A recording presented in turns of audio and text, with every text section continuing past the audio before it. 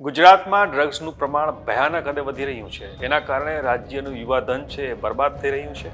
અવારનવાર ઘાતક કહી શકાય એવા ડ્રગ્સના જથ્થા પકડાઈ રહ્યા છે. જો કે હજી સુધી ડ્રગ્સ માફિયાઓને કાબૂમાં લેવામાં પોલીસ સફળ રહી નથી. ફરી એકવાર આ માફિયાઓ ગુજરાતમાં ડ્રગ્સનો મોટો જથ્થો ઘુસાડવામાં સફળ રહ્યા છે. એની વાત કરવી છે આ વિડીયોમાં. નમસ્કાર, વાઇબ્સ ઓફ ઇન્ડિયામાં આપનું સ્વાગત છે. હું ઇમરાન. જેમ પંજાબમાં ડ્રગ્સનું પ્રમાણ ભયાનક હદે વધી ગયું અને એની એ ભયાનકતા બતાવવા ફિલ્મ ઉડતા પંજાબ બની, ત્યાર પછી આપણું આ રાજ્ય પણ ઉડતા ગુજરાત તરીકે જાણીતું બની રહ્યું છે. કારણ કે ગુજરાતમાં પણ વારંવાર મેફેડ્રોન સહિતના ઘાતક ડ્રગ્સના જથ્થા પકડાઈ રહ્યા છે.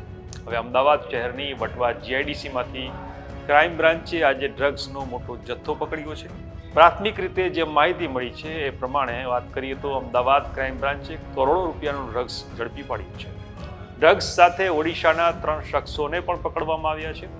આશરે 150થી 200 કિલોથી વધુનો ગાંજો અને સાથે એમડી ડ્રગ્સ પણ મળી આવ્યું છે. ઓડિશાથી ટ્રકમાં સૂકવેલા ગાંજાનો પાવડર મોટી માત્રામાં લાવવામાં આવ્યો હતો.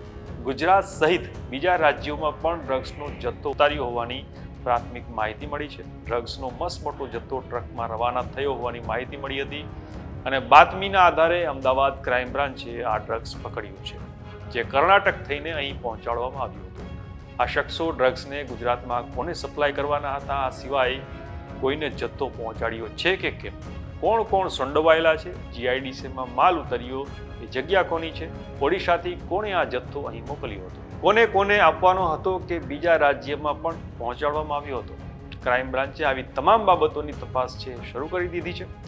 અગાઉ રાજ્યના દરિયા કિનારે પણ ડ્રગ્સ મળી આવ્યું છે, ત્યારે આ વખતે ડ્રગ્સ માફિયાઓએ નવતર પ્રયોગ કર્યો છે. શંકા ન જાય એટલા માટે આ વખતે ગાંજાને સૂકવીને તેનો પાવડર બનાવ્યો અને તેની હેરાફેરી કરવામાં આવી છે.